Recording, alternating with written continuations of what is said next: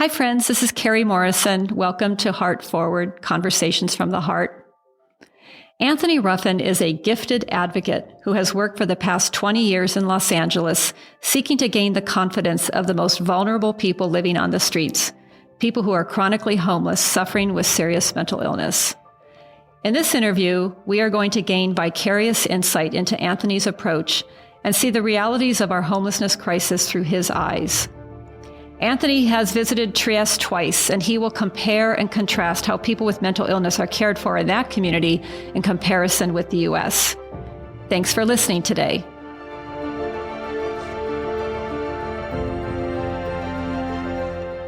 Hey, this is Carrie Morrison, and welcome to another podcast interview, and this time another live in-person interview in this post-COVID time we're in, which is awesome. I'm sitting here today looking at my dear friend, Anthony Ruffin, who I've known for many years. And we're going to hear a little bit about he's probably one of the most preeminent voices advocating for people who are chronically homeless with serious mental illness. And there's a lot to learn from the perspective that he brings to this conversation today. So welcome, Anthony. Thank you, Carrie. Thank you for having me. Yeah, it's so good to see you. We haven't seen each other for 15, 16 months. Yeah, it's been a long time. Well, you look fantastic. Thank you. You too. So, Anthony, I always like to start these conversations just understanding a little bit about your origin story. I know that you and I met probably around 2013 or 2014, but your career in this space of working in homelessness precedes that. So can you tell us a little bit about where you're from and how you kind of wandered into this career path you're in?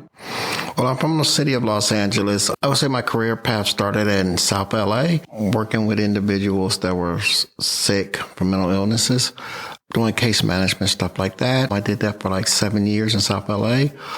And then I went to Santa Monica and I started working with Santa Monica's top 20 most vulnerable people on the streets in a project called Project Safety Net.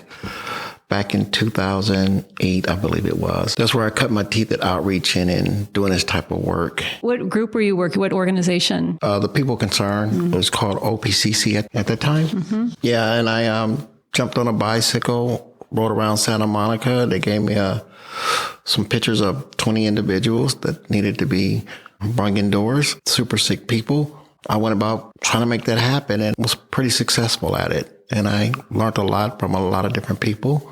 Yeah, and that's where it started at. And I went to Housing Works under Mollie Lowery, probably about 2010, I believe it was.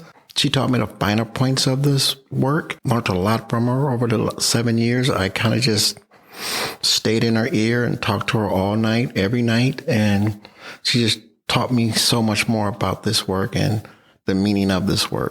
Yeah, let's talk about Mollie Lowery for a minute, because I know she's a person who had a huge impact on you and a huge impact on a lot of people in Los Angeles.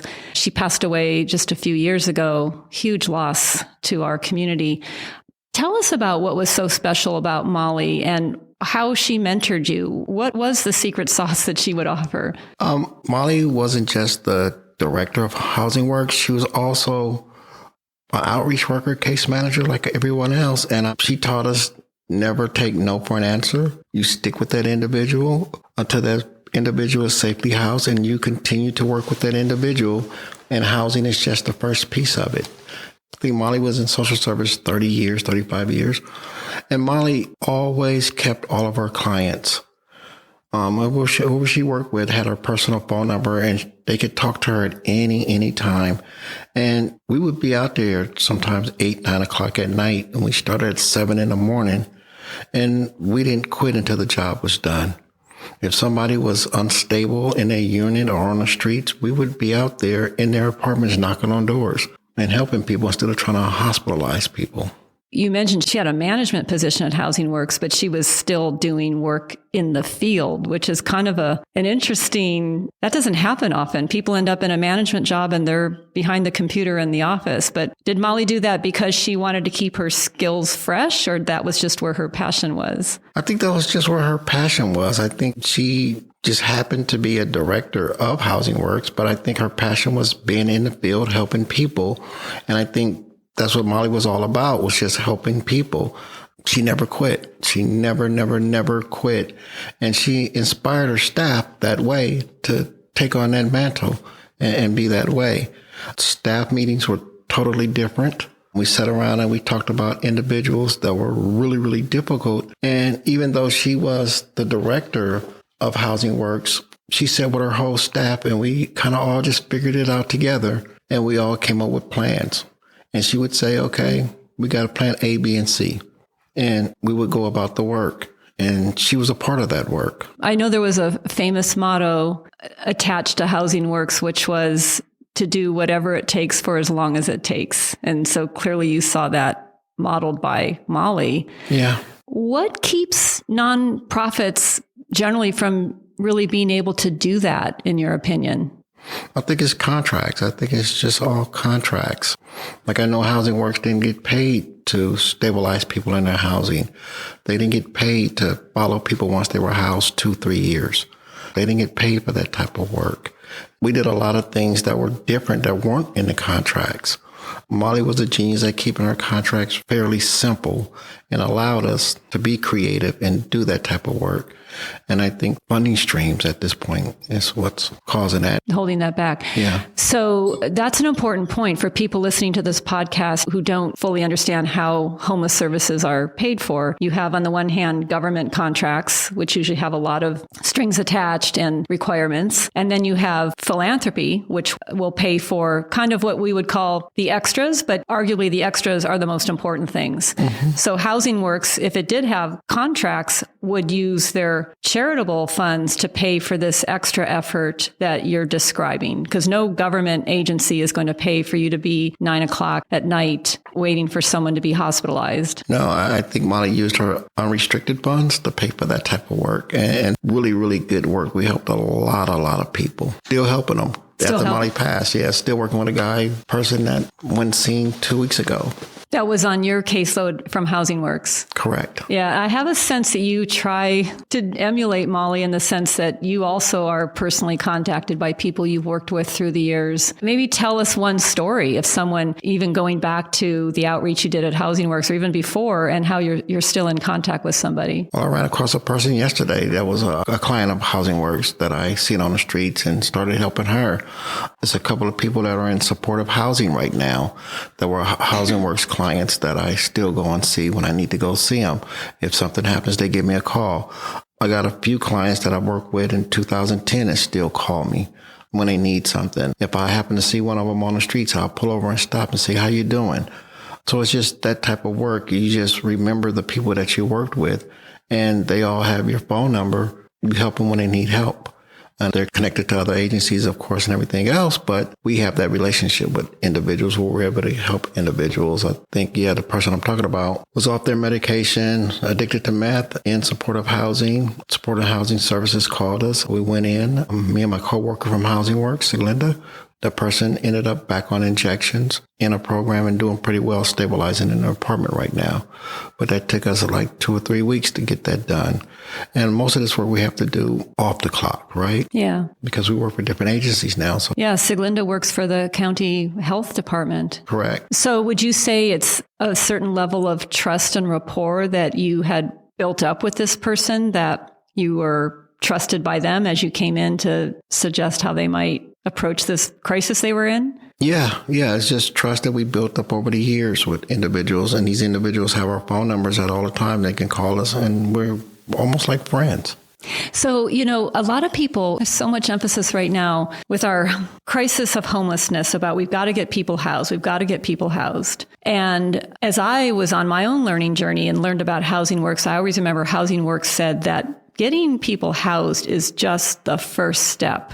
No one ever really thinks about what happens after they're housed. And traditionally, there's not been a lot of support for people who are now gone from living on the street, they're in their own apartment. Now what? Tell us a little bit about how important that is, that post-housing support, and where we fall short, perhaps. Yeah, Housing Works philosophy was, now that the person housed, the work really begins, right? Because we're looking at the whole person, right? How can we make this person a part of the community. And we start all of this work all over again. We go from outreach to case management, and we actually bumped up services, right?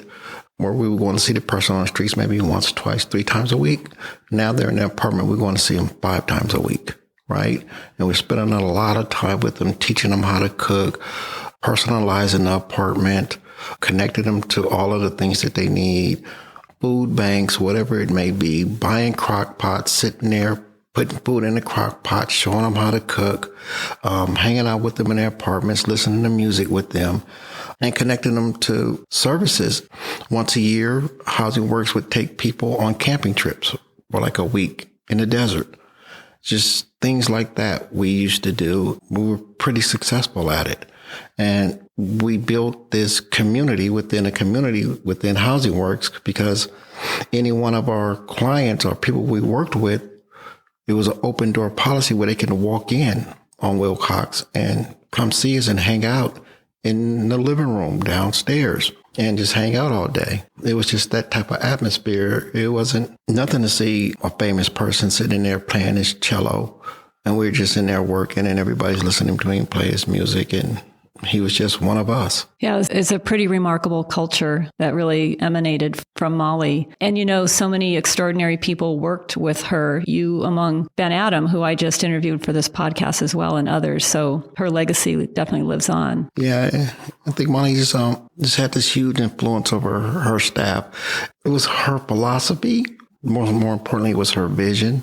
Because she once told me that visions don't change, philosophies may, but visions don't change. And it was just her vision of how she's seen social services. We went about it, and we didn't think twice about it. So I feel like I met you right around 2013 or so when we created the Hollywood Top 14 list. And that list, we had in Hollywood in 2010 done what was at that point we called to a homeless registry, where we went out and identified everybody who was homeless in Hollywood within a certain radius and surveyed them, took their picture, and created a vulnerability index for the most vulnerable people. That was the philosophy back in 2010, to begin to look at housing the most vulnerable first, because otherwise the system would house the easiest people, which would be called creaming, and then the most vulnerable would be left on the streets. So in 2013, we found that despite success being made in Hollywood on getting people housed, there was this group of people who hadn't moved from the alley they'd been living in or the bus bench. They were truly, we called it the highest hanging fruit, and came up with a list of 14 people. What do you remember about those early days of the Hollywood Top 14? Because I always remember how Mollie gave special permission for you to be involved in that effort. Well, I remember Mollie telling me right before she passed away, she said, "Anthony, these individuals that you're going to be working with, I need you to stick to them no matter what." And I remember Mollie walking off the front porch of Housing Works and going home and never returning back to work. And she passed away a few days later. And they kind of just stuck with me. And it wasn't an alliance too much to Housing Works. It was an alliance to Mollie. And I didn't too much care about the policies or procedures of any organization at that time. And I just went about the work. Super fascinating, because these individuals were super, super sick and super complex. And it was a system that everybody says that's broken and all of these other things. And navigating that system and learning about that system and learning about grave disability and learning about IMDs and medications and all of this other stuff was just fascinating to me. It felt like I was in school. Yeah, it was fascinating to me too, because it is so complicated. Yeah. Do you remember the whiteboard session we did on our friend, Mr. B? Yes, I do. Okay. I'm thinking maybe I would like to hear your side of that story, and just to very briefly describe it for people listening. There was an individual on the Hollywood Top 14 who had really been elusive. It was difficult to secure help for him to get him off the street, and he desperately needed treatment. And we did a whiteboard session one day in a big room where we found out that everyone from PATH, people assisting the homeless, to Housing Works, to the fire department, paramedics, to the police department, to LASA. I mean, every agency you could possibly imagine had some interaction with him. And we drew that up on a whiteboard. And we realized that all these silos were interacting with this particular person, and there was no positive outcome. And I remember you agreed to kind of be the person to knit all that together. Maybe talk a little bit about that situation. It was so complicated, and I know you're still in touch with that person today. Yeah, it was super complicated because, I think what we did, Carrie, we done our homework. We diligently done our homework, and we found out all of these things that happened to this individual from out of state all the way into the state and what happened. And we just really, really done our homework and found out all of these agencies that touched him, fire departments, LAPD, arrested 1 million times, super sick on the streets, meth addiction, you name it, he had it. And we done our homework and we came up with a plan. And we contacted all of these agencies to get all of this background information about this individual. And we came up with a sustainable plan. And we kind of knew what steps we were going to take as we took those steps. And when we took those steps to get this individual stable, the plan never was to leave him. And I think that was like 6 years ago, and we're still with this guy. And I think that that's what's different back then than what's now, right? We didn't hand him off to other individuals to finish the work. We actually followed him through the IMDs to the courtroom. Describe what's an IMD and why were we going to court? What was happening there? Well, when he first was put on a hold and he went to USC, I believe it was, we followed him into USC. We took the history and we took it to USC and we talked to the psychiatrist in USC. And then when he was... Because let me point out, because normally if you did not follow him into the hospital, he very likely would have just been released again. He would have been released again because the hospitals only see that person in that space and that time. They don't know the history. They don't know anything about how this individual is living on the streets. They don't get that. That's not their job. It was the first time probably in LA County where somebody actually went in and took the history with them about this individual. And when we found out is when he went over to Augusta Hawkins, that history didn't follow him. So we had to take that same history back over to Augusta Hawkins, right? And talk to the psychiatrist at Augusta Hawkins. And then we found out about the 5250. Then we found out about the red herrings. And then we found out about all of these things. So let me stop you right there because this is so important what you are describing. And for people listening, I think they might be surprised to hear that a person who has been placed on a psychiatric hold here in multiple hospitals, that you're starting all over again. Yeah. And you are coming in with I think we called it a dossier of information, just to present a composite of this person has a long history of homelessness and multiple hospitalizations. Please don't release him again. And you're constantly, under the top 14 model, you are constantly following that person through each step of the process. And it should be known that that is not something that you are compensated for. No. The system does not pay for that. The system does not pay for that. And a lot of people think, okay, the person went on a hold. But once that person goes on a hold and you're responsible for that person, your work really, really begins because now you're navigating the hospital system. And this work goes on 24/7. It's no, okay, it's Friday, I'm off on a weekend. This person is still in the hospital. Hospital shifts change, psychiatrists change, and you're not sure if this information is getting to one psychiatrist, to the next psychiatrist. So you're basically working all weekend long, 24 hours a day. Because you don't want this person released on a Saturday or at 12 o'clock at night. You just don't want that. And we've seen that happen before. The work really, really begins. So in this case, you mentioned, and just to keep the terms fresh for people listening, that after a 5150 hold, which is 72 hours, then the next step is a 5250 hold, which they're hard to get. That's for 14 days. Yes. But obviously you were camped out and not giving up on making the case for a longer hold to get this person stabilized. Correct. Yeah. Correct. And in between that, they have patients' rights to come into the hospital if they want to see patients' rights, and they don't believe that they should be held that long. So you have all of these things that happen inside of this hospital. And sometimes that's a really, really good thing. right? Because individuals have rights, right? So all of these things are going on in the hospital, and you're advocating with pictures and history and letters and everything else.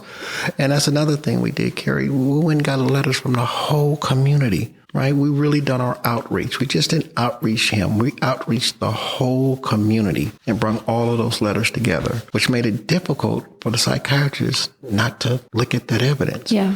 And what a lot of people don't know is the psychiatrist can't give you any information, but you're allowed to give them information, right? We found that out too. We did that. And when he was in Augusta Hawkins, he was disruptive on a unit, I believe he was. And he had a court date. And we had to show up to the court date at Division 95 Mental Health Court in case we had to testify or anything like that, because the work is not done. So in that case, the proposal was to consider him to be gravely disabled. Due to a mental illness. And that is the bar that you have to pass for the court to place that person under the care of the public guardian. Correct. And that's a hard hurdle as well.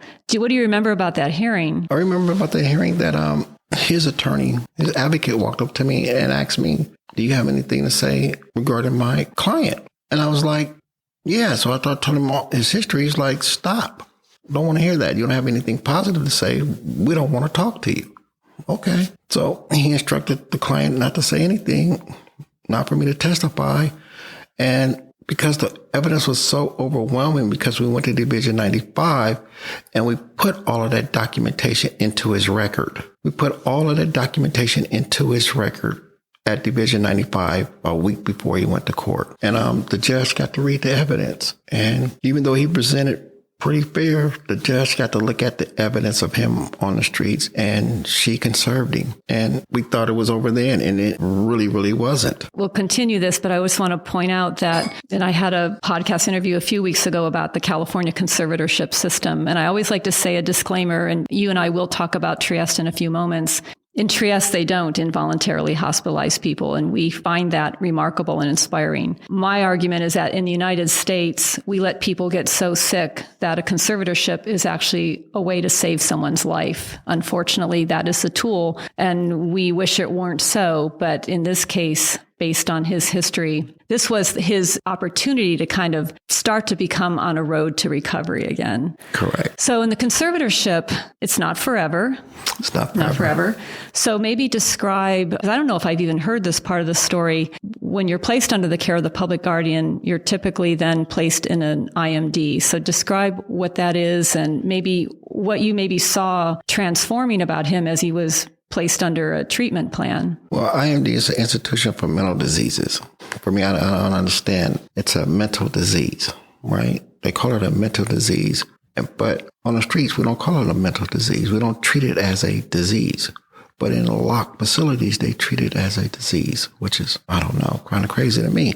But he went under a treatment plan. He was placed on medication. I had to visit him at least once a week at that IMD to build a relationship with him, because I knew the plan was to not let him go. This went on for over a year, and it got so commonplace that he knew my number by heart. He still knows my number by heart. We built this amazing relationship where our bonds got stronger. When he got out, I think it was on Thanksgiving, he walked away from his boarding care on Thanksgiving weekend, and we showed up, was able to talk to him and put him in a motel room, and we eventually housed him. But it just shows the dedication to the work and what needs to happen with doing this work. You know, this work doesn't call for a warm handoff. These are individuals that are super sick. And I think it goes back to Kennedy. When he did the Mental Health Act, it was to care for people. And that promise never happened. We shouldn't have the term grave disability on the streets in the United States. Yeah, now I'm remembering when he did walk away from his board and care. And for people who see on the streets of Los Angeles, people who are seriously mentally ill, kind of wandering the streets, this is illustrative of the systemic challenge that we lose track of people so easily. And unless they have someone like an Anthony Ruffin attached to them, they can walk into the horizon and now lost again, only to show up months later and everything starts all over again. Yeah, everything starts all over again. It costs the hospitals, costs so much money to start this process all over again. And then with that process, you have to do outreach and basically wait till this person becomes gravely disabled, which is like a nightmare in itself because you almost have to basically watch somebody almost die because they refuse services. Where is Mr. B living now? He's living in Hollywood. He's doing okay in Hollywood. He's still the same. He's still trying to be a rapper. He's still hanging out in Hollywood. He's not roaming the streets of Hollywood with his shirt off and all of these other things anymore. And he's basically stable for the most part.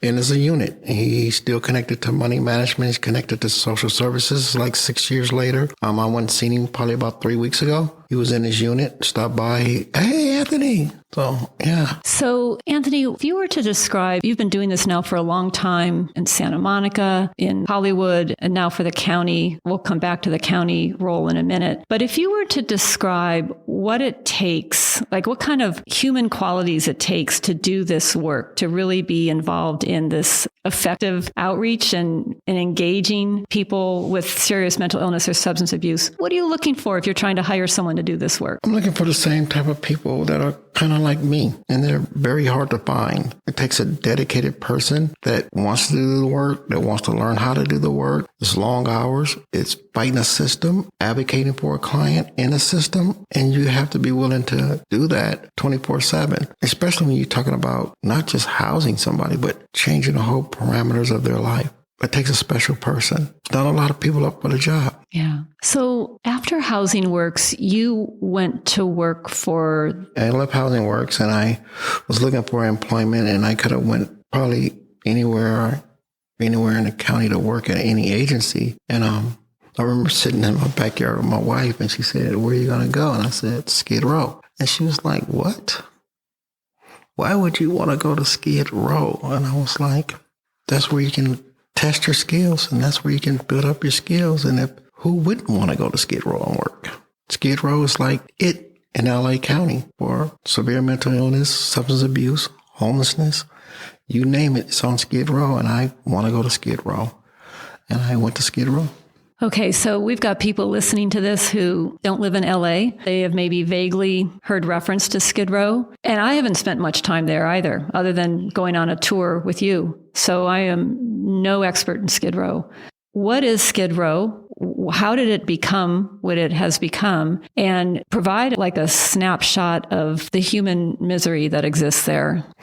Skid Row is 50 blocks of just homelessness. Severe mental illness, substance use, you name it, it's on Skid Row. Needles, heroin, crack, meth, spice, and everything is for sale under $1, right? And it's no housing, no houses on Skid Row with green lawns and all of this other stuff. So there's no community in an uproar about the homeless situation on Skid Row because you don't have homeowners there. It's a free-for-all for all of the homeless individuals in LA County, I would say. It's super resource rich. It's a lot of resources on Skid Row. But for the most part, if you're mentally ill or if you don't have a place to go, Skid Row is kind of like a savior for you in some ways, right? Because where else can you go in the city without being pushed along by the police or anything like that? So Skid Row is just 50 blocks of just extreme poverty, extreme mental health issues, complex in so many different ways. Yeah, and it goes on 24/7. So as you entered that ecosystem, which is what it is, was there anything that confronted you that surprised you that you did not anticipate? Yeah, it was a few things that kind of shocked me about Skid Row. It's just how long Skid Row has been around. It's been around for over 125 years.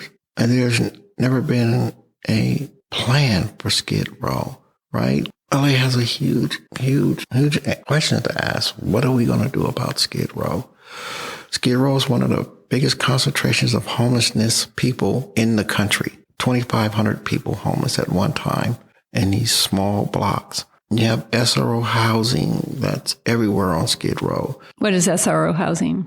Single room occupancy. And this is where our most vulnerable people are housed and stay. And just because they're housed on Skid Row, that doesn't mean they're not vulnerable, right? And then you have people on the streets from all over the country, just all over the country. I remember the first 6 months of walking around Skid Row, I was like, this feels like a battle zone. Like I need to get out of this battle zone for a couple of weeks because it's just that much trauma you see on Skid Row. There's nothing to walk over people that are vomiting on the streets, needles in their arms, horrible wounds on them, severely mentally ill, walking down the street naked. That's just an everyday occurrence on Skid Row. And you ask yourself, as you look at Skid Row and you turn around and you look and you see these big, beautiful buildings and you're like, how does LA let this happen? So, we've all seen the press conferences in Skid Row that what we need is more housing. We need more housing. And then that's kind of a general response to what our homeless crisis in LA city and county. We need more housing. Absolutely. Housing is absolutely critical. Correct. Is that the answer for Skid Row? I think we need more care. We need to care about human beings. It's not just about housing. People are broken. You can't take a broken person and put them in a house and think they're going to heal on their own. I think we need to take people and put them in a safe environment and care for them. A person once told me that a mental health break is like a bone breaking. Because we put them in an apartment doesn't mean it healed. It takes time. And for me, personally, I don't care if you want to go in a shelter or not. I don't care if you want to go in a housing or not at this time. The object is to care for you wherever you're at. You always hear this thing, meet them where they're at, care for them where they're at. That's my philosophy. What do you think gets in the way of that? I think what gets in the way of that is we have all these mantras in LA, and the mantra's never been care for somebody. So it's housing. So you got everybody thinking housing. Then it's shelter. Everybody going to a shelter. But nobody says, why can't we just care for people?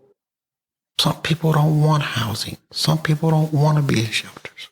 Why can't we just care for people in a meaningful way?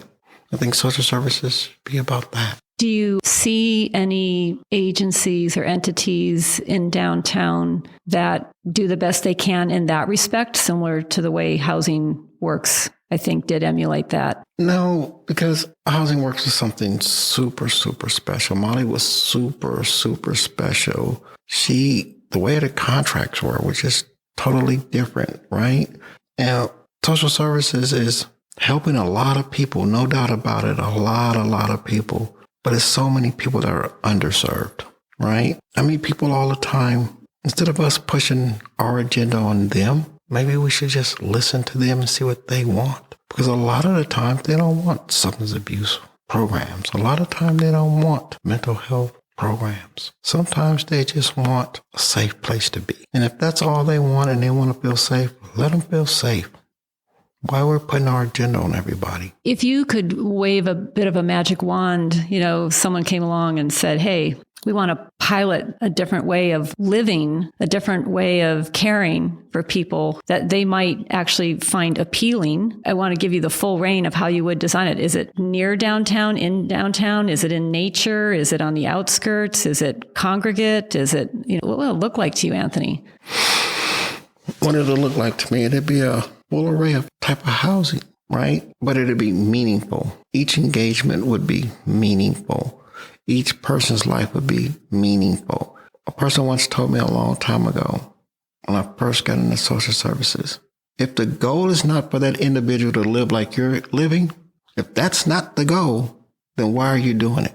For me, the goal is for everybody that I work with to live like I'm living. That's the goal. And due to that person's disability, if they can reach just some of their goals, that's the goal. People don't want just housing. They want community. They want things to do. They want employment. They want to feel purposeful. They don't want to feel purposeful to an agency where they're just taking medication and sitting there all day. That's the agency's purpose. What about that person's purpose? I think there's a lot of smart people in social services today. Top of these agencies, Housing for Health, Cherie, Dr. Sharon, all of these people, they're super, super smart, and they're starting to look at the whole person. But how do you put programs in that look at the whole person?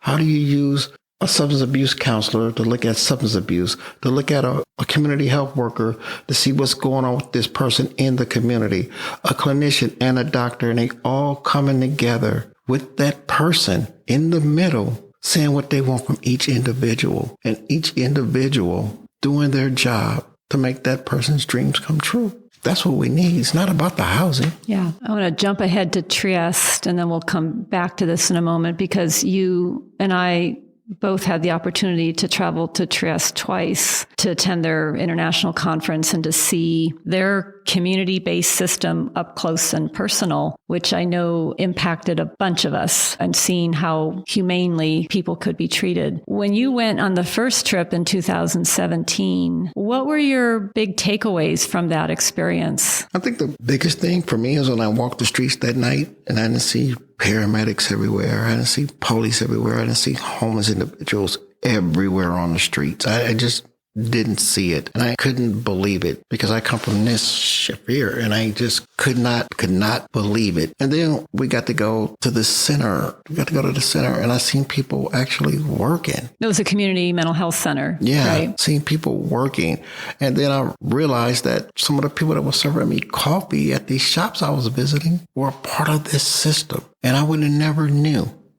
And that was amazing to me, that people had meaningful jobs. And then when they talked about somebody having a break and a psychiatrist coming into the home and sitting there 6-7 hours to keep this person out of a hospital and talking to this person, that made a lot of sense to me. That made so much sense to me, just to see that and see how that community, everything is meaningful. It's not superficial. Everything is meaningful. Everything they do is meaningful.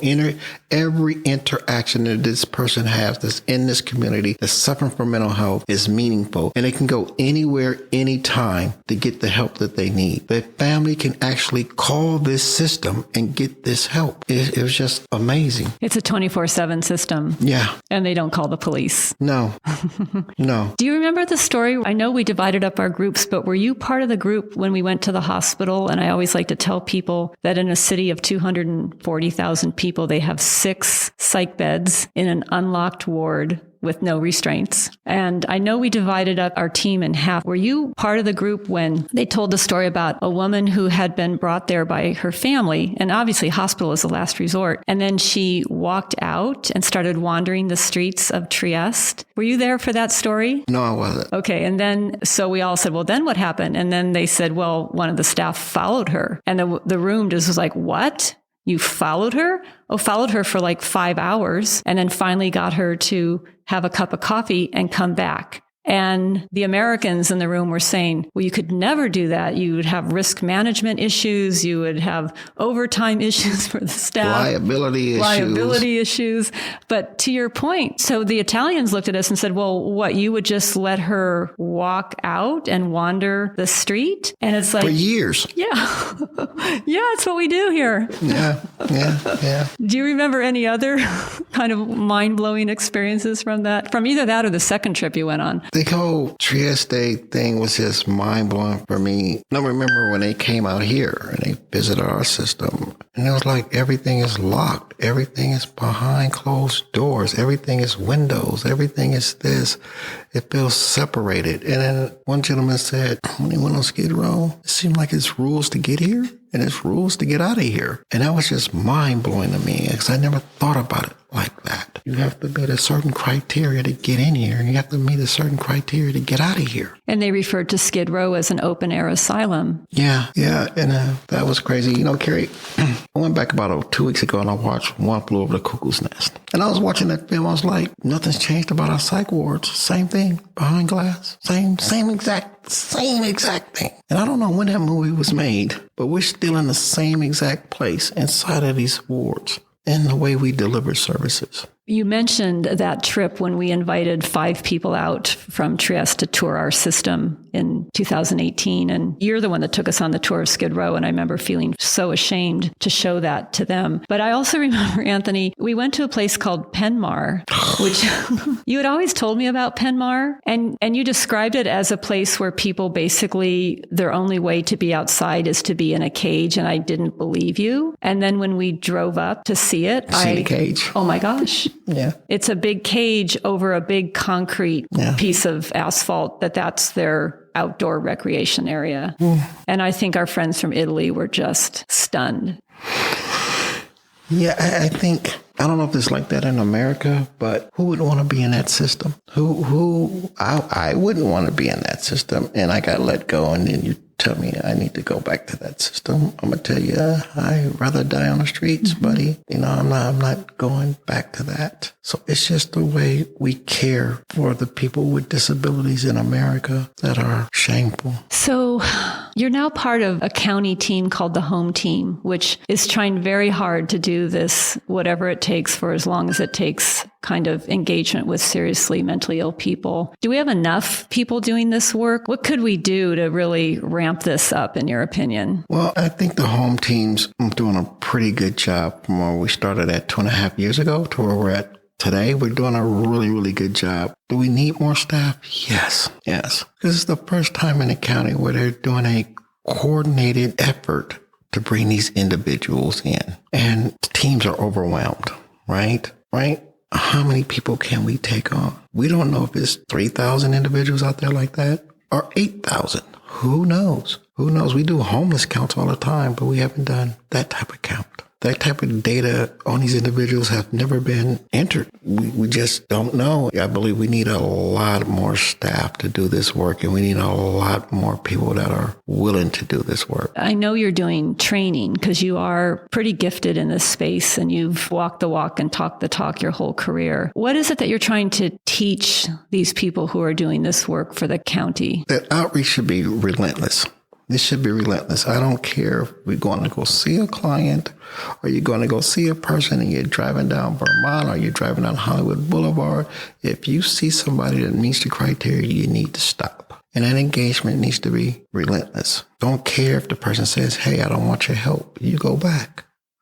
You keep going and you keep going and you keep going and have a plan. We need to have a plan about these individuals, and the work should be meaningful. It shouldn't just be about documentation. These individuals are not in a box, so our services can't be in a box.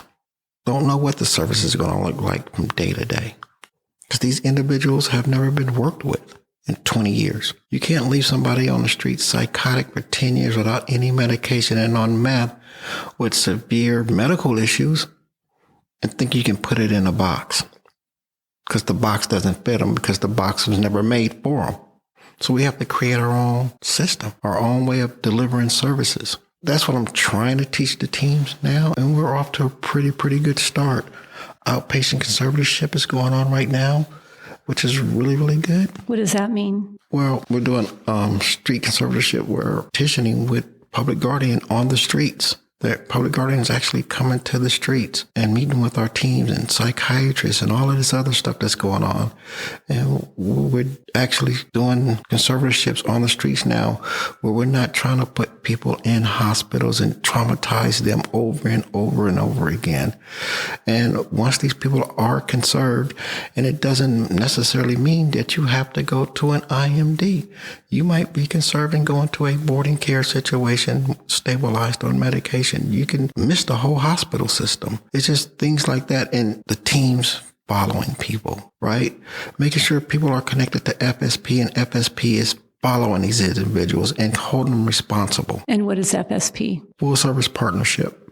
And making sure that the contract agencies are doing what they're supposed to be doing. I think the days are long gone where people are just going to get funding for not doing their job. You know, with our Hollywood Top 14 experience where we were learning as we were doing, it was instinctually we would try to find people's families. Correct. Just to get history on who the person was and what their background was, and found out sometimes some very interesting things like college degree and had a job and family or whatever.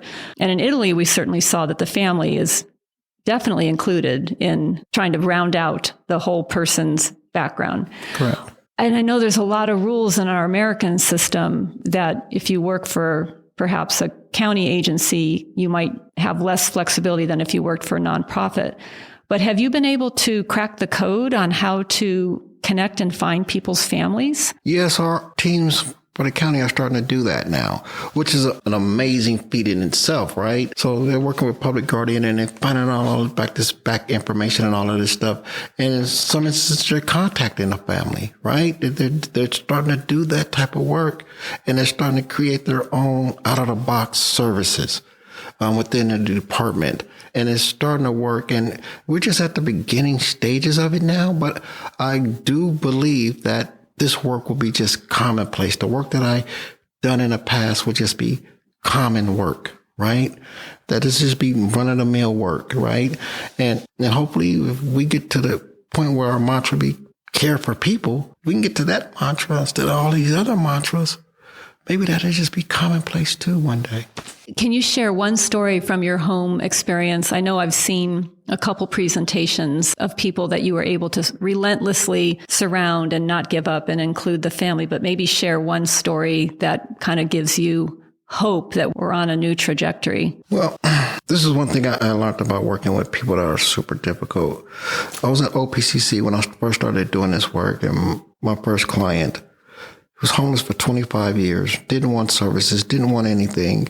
And I outreached this guy for at least a year. And then he finally went indoors and started working with him. And he had cancer of the throat. And every day, every month, I knew he had Social Security benefits. And I would just tell him every day, every month, man, can you save some money? Because you're going to get an apartment. And he would buy a pack of cigarettes and a lottery ticket. That's all he would buy. And I just could not figure it out. And I remember on a Friday sitting with him on a bus bench after we went and seen his doctor's appointment. And I rode off on a bike and I said, Bill, I'll see you later on. And I rode off on my bicycle and I went home the weekend. He died on that bus stop. This guy died on the bus stop. And I remember him telling me one day, he said, I never thought my angel would come in the form of a black man. And I was like, whoa. When he died, the work doesn't stop because somebody died. Contacted his family in the Midwest. Come to find out he was taking his money every month and sending it to his daughter for college, right? And that's what said, hey, hold on. People are just people that care about other people. Just because someone is homeless and he left his family because he lost his job and he felt like he couldn't provide for his family. That's it. That's all. And that has moved me in social services ever since, and plus my own personal story with my father, right? So that has always moved me in social services, that story right there. Do you want to share a little bit about your father? Yeah, my father was, he left when I was 6 months old. And I remember him coming by every blue moon and seeing me. My stepfather raised me, which I call my dad now, and my mom, and he was just in and out of my life till I was like maybe 9 or 10 years old. And I'll probably see him once, twice a year. And he would come by, hey, how you doing? And leave. And I never knew what happened to him. And every Christmas, New Year's, birthday, holiday, I would always think about him.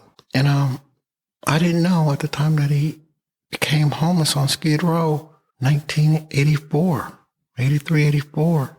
And that's where he was at. A social worker introduced me to my father because my name is so weird.